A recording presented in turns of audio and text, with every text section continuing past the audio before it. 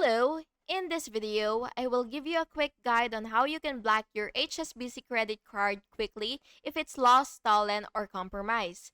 First, you will have to sign into HSBC online banking or the mobile app and go to the cards area.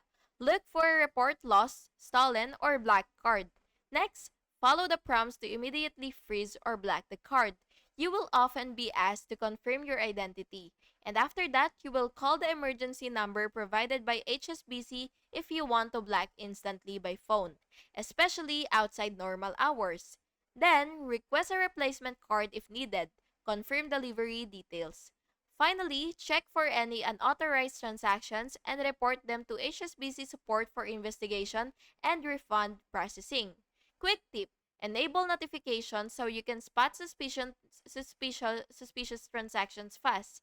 And that's basically it. If you found this video helpful, please make sure to like and subscribe for more videos like this. Thank you so much for watching and listening. Have a good day.